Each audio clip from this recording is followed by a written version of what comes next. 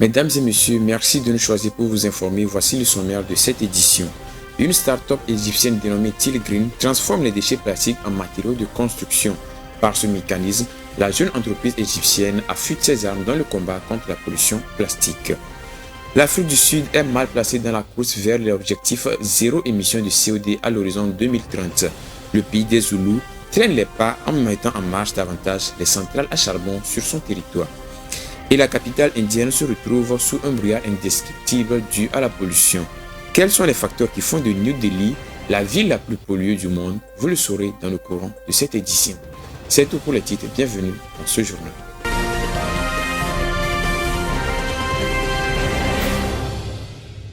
En Égypte, Tilgreen, une jeune start-up, s'est lancée dans la transformation des déchets plastiques en objets de construction. Cette initiative, mise en place par la jeune entreprise, vise à faire face au fléau de la pollution plastique. Irène Papadina nous en dit plus. Lancée depuis 2021, la start-up Tilgreen vise à recycler 3 à 5 milliards de sacs plastiques d'ici 2025 en les transformant en briques. Elle a commencé à vendre ses carreaux d'extérieur, dont elle a produit 40 000 exemplaires jusqu'à présent. Si elle permet de désengorger les décharges du pays et les eaux du Nil, cette méthode de recyclage permet aussi plus largement de proposer une alternative au ciment, avant de les transformer en granulés puis en boue qui permettra de composer des briques compactes. La start-up récupère des déchets transformés au préalable par l'initiative environnementale Virinil, née il y a 5 ans grâce à une série d'opérations de nettoyage. Ces dernières s'occupent d'acheter des déchets plastiques récoltés par des pêcheurs, de les compresser, puis en fonction de leur qualité de les envoyer à des usines de recyclage comme Tilgreen ou de les incinérer pour alimenter une cimenterie. L'Égypte est le plus grand pollueur plastique du Moyen-Orient et d'Afrique, avec plus de 3 millions de tonnes de déchets générés par an. Ainsi, le pays s'est engagé à réduire à moitié sa consommation annuelle de plastique à usage unique d'ici 2030 et à construire plusieurs nouvelles usines de gestion des déchets. En Algérie, les travaux du méga-projet de barrage vert commencent enfin après son lancement officiel en juin 1970 par le deuxième président algérien Houari Boumedienne. Le méga-projet vise le reboisement de 1 million d'hectares de steppes entre les wilayas de El Nama et de Tébessa. Plus de précisions avec Alexandra Adekambi. En Algérie, l'exploitation non durable de la steppe est à l'origine de la désertification. L'espace steptique voit donc sa composante changer avec une dégradation montante de zones entières, comme le cas dans les wilayas d'El Mana et Tébessa, où le gouvernement algérien veut lutter contre l'avancée du désert.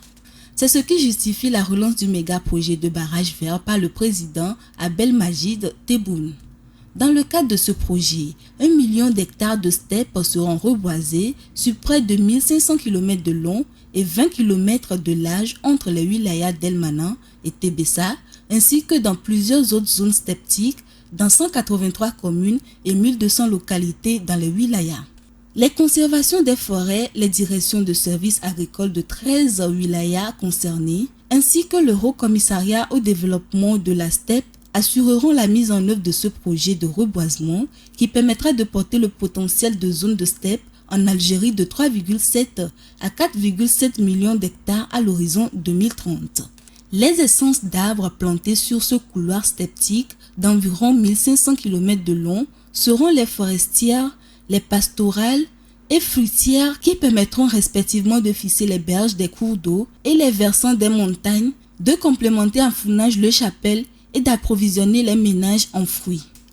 Outre la lutte contre la désertification, le méga-projet qui reprend après 53 ans permettra également d'améliorer le cadre de vie des plus de 7 millions de personnes dans les 13 wilayas ciblés par la création d'emplois, des revenus et des services. Le projet de reboisement a été lancé la première fois en 1970 par le deuxième président algérien Houari Boumedienne au pouvoir entre 1965 et 1976. Les autorités centrafricaines ont inauguré le 17 novembre dernier la deuxième centrale solaire de Danzi. Cette nouvelle centrale est destinée à alimenter en électricité plus de 250 000 habitants de la capitale centrafricaine Bangui.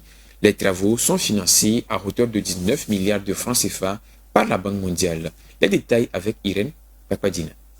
Le gouvernement centrafricain mise sur la fourniture d'électricité pour asseoir le développement socio-économique du pays en limitant l'utilisation des énergies fossiles. Le nouveau parc solaire de Donzi, doté de 25 MW, fournira de l'électricité à 250 000 habitants de la capitale, doublant pratiquement la capacité de production d'électricité du pays. Le projet a été financé à hauteur de 19 milliards de francs CFA par la Banque mondiale.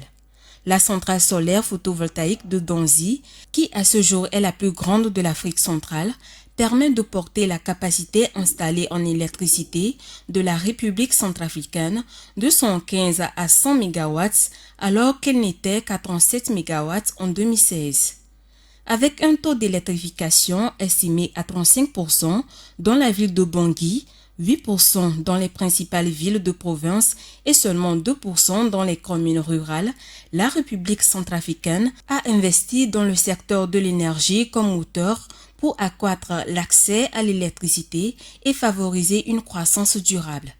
D'après le président centrafricain Faustin Archange, le nouveau parc solaire de Donzi marque le début d'une marche vers l'accès universel pour tous à une énergie propre et de qualité pour favoriser la relance économique et contribuer au développement durable du pays. Il a exhorté le gouvernement à travailler d'arrache-pied avec l'ensemble des partenaires techniques et financiers présents dans le pays pour un accroissement de la production d'électricité. Selon les autorités centrafricaines, la centrale solaire de Donzi illustre la détermination du pays à réduire sa dépendance aux énergies fossiles et à utiliser davantage les énergies renouvelables moins coûteuses pour avancer sur la voie d'un développement durable. La centrale permettra aussi de remplacer plus de 90% d'énergie actuellement produite par le gasoil, tout en générant plus de 4 millions de dollars par an à la Compagnie nationale d'électricité. Elle contribuera également à une réduction nette des émissions du dioxyde de carbone. L'Afrique du Sud ne parviendra pas à son objectif de zéro émission de CO2 à l'horizon 2030. Fixé par l'accord de Paris sur le climat, le maintien en marche de plusieurs centrales à charbon empêche l'atteinte de cette visée. Léon Sagbo pour les précisions. L'Afrique du Sud est classée 11e pays au niveau mondial en matière d'émissions de gaz à effet de serre. Malgré ce classement, il prévoit d'étendre son exploitation de 8 centrales électriques à charbon. En effet, même si le pays s'est engagé à réduire les émissions entre 350 et 420 millions de tonnes d'ici 2030, il est confronté à des difficultés pour démanteler ces centrales. Cela est dû à des retards bureaucratiques et à une crise pressante de l'approvisionnement en électricité. La probabilité de manquer donc l'objectif de 2030 est reconnue et les responsables discutent d'un nouvel objectif de déclassement pour 2035. Néanmoins, l'Afrique du Sud maintient son engagement à atteindre zéro émission carbone d'ici 2050, a déclaré le ministère de l'Environnement. Le dit ministère est tenu de fournir son dernier rapport d'inventaire de gaz à effet de serre aux Nations Unies, et ce avant le sommet COP28 qui se tiendra du 30 novembre au 12 décembre 2023. On vient en Afrique de l'Ouest cette fois-ci pour continuer cette édition.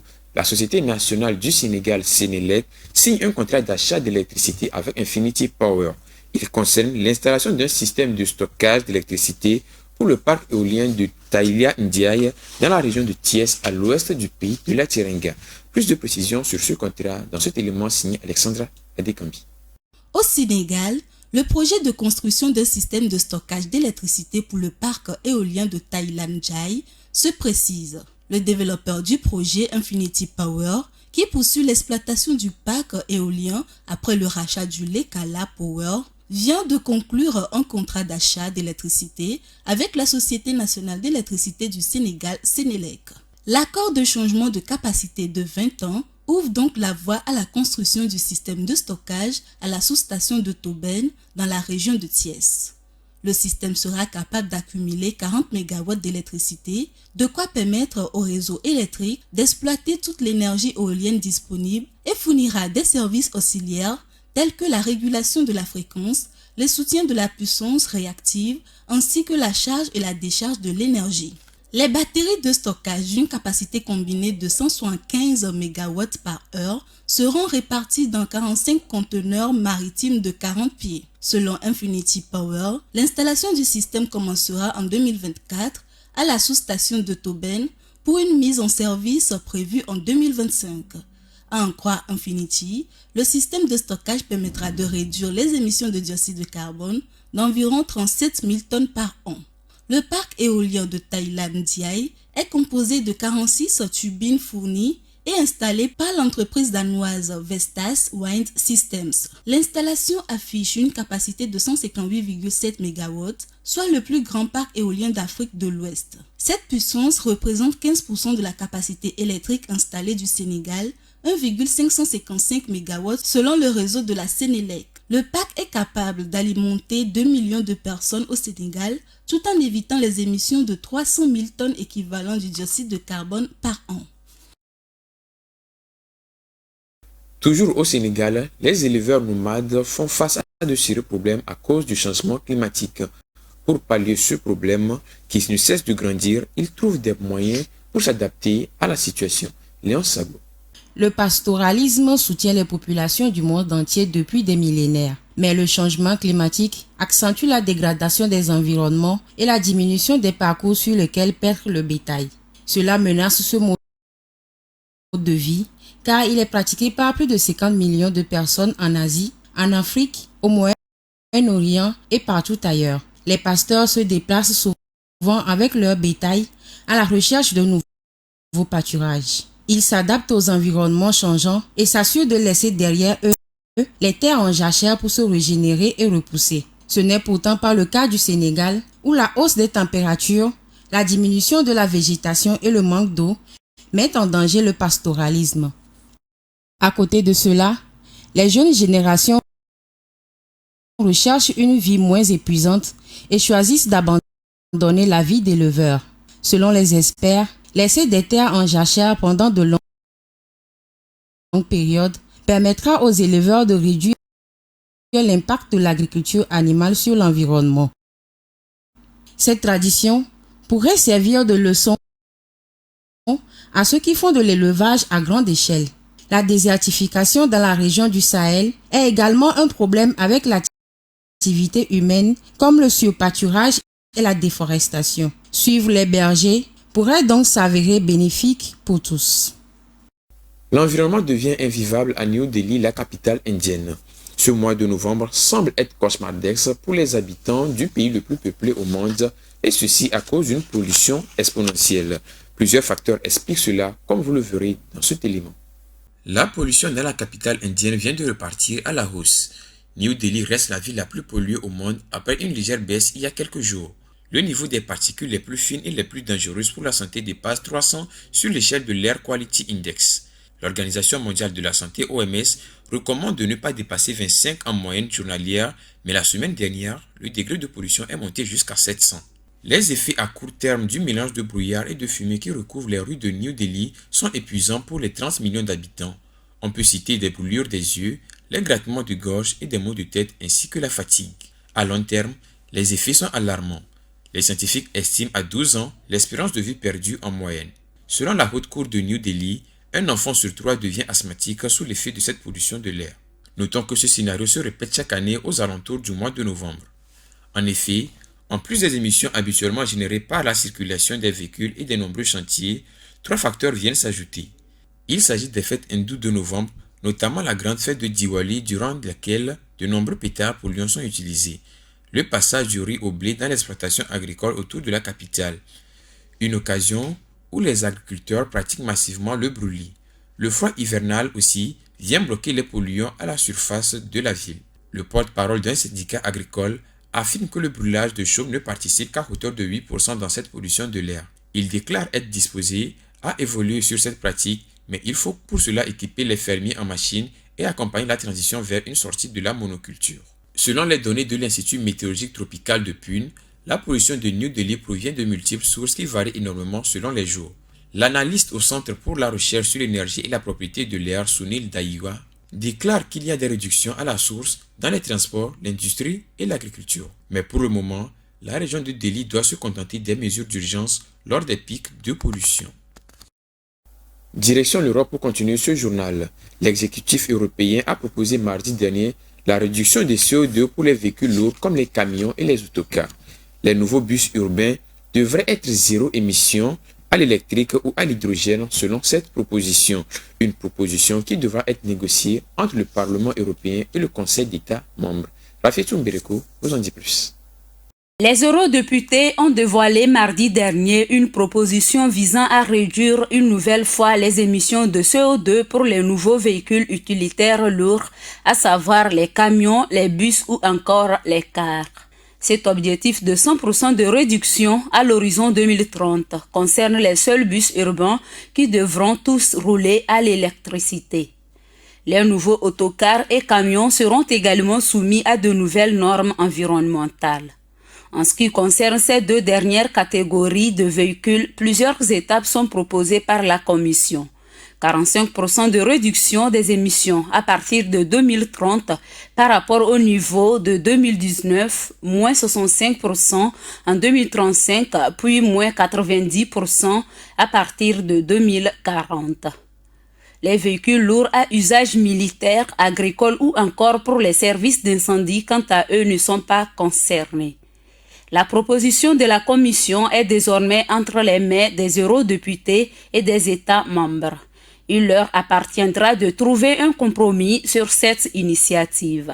Le Parlement européen a par ailleurs définitivement validé son accord avec le Conseil pour mettre fin à la vente des voitures thermiques neuves en 2035. Cette politique de lutte contre les émissions de gaz à effet de serre s'inscrit dans l'objectif européen d'atteindre la neutralité climatique à l'horizon 2050. La Commission estime que le transport routier représente un tiers de l'énergie consommée dans l'Union européenne. Les véhicules lourds produiraient quant à eux 6% du total des émissions de gaz à effet de serre des 27.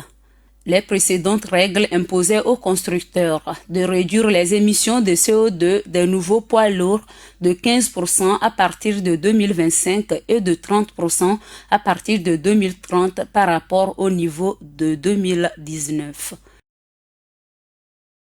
Parlons d'environnement en général pour clore cette édition. Le changement climatique modifie l'équilibre thermique de la Terre et des écosystèmes ainsi que de la vie des hommes. Des points de bascule dans le système climatique aux conséquences imprévisibles et irrévocables pourront être bientôt atteints. Retrouvons Rafietou Mbereko. Il est scientifiquement impossible d'attribuer chaque événement météorologique au changement climatique actuel d'après les statistiques. Il est toutefois possible de prouver que le réchauffement mondial augmente la probabilité des phénomènes météorologiques extrêmes. Selon le 6e rapport de synthèse AR6 pour 2023, des changements largement répandus et rapides se sont manifestés dans l'atmosphère, l'océan, la cryosphère et la biosphère. Les conséquences directes du changement climatique provoqué par l'activité humaine sont les suivantes. La hausse des températures maximales, la hausse des températures minimales, la hausse du niveau de la mer, la hausse de la température des océans, l'intensification des précipitations, l'augmentation des cyclones tropicaux, l'augmentation des périodes d'aridité et de sécheresse, le recul de la glace de la mer Arctique et de la couverture neigeuse, le recul et la fonte des glaciers. Les conséquences indirectes du changement climatique, quant à elles, concernent directement la population et l'environnement. En ce sens, on peut parler de l'augmentation des crises alimentaires et de l'eau, notamment dans les pays en voie de développement, des menaces d'existence en raison d'inondations et d'incendies de forêt, les risques sanitaires en raison de la hausse et de la fréquence et de l'intensité de vagues de canicule. La hausse mondiale des températures moyennes entraîne toutefois la fonte de la réduction de ces surfaces de glace. En conséquence, le rayonnement infrarouge diminue. Dans le même temps, on constate une augmentation de la surface terrestre ou des océans qui ont un albédo considérablement plus faible.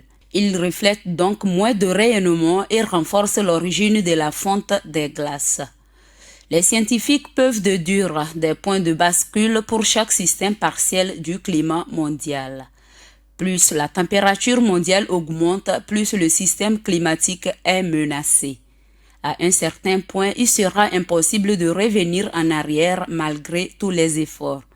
Selon le rapport 2021 du groupe d'experts intergouvernemental sur l'évolution du climat, des changements profonds et à long terme tels que la fonte des calottes glaciaires, la hausse des températures du niveau de la mer et l'acidification des océans sont en cours de manière irréversible.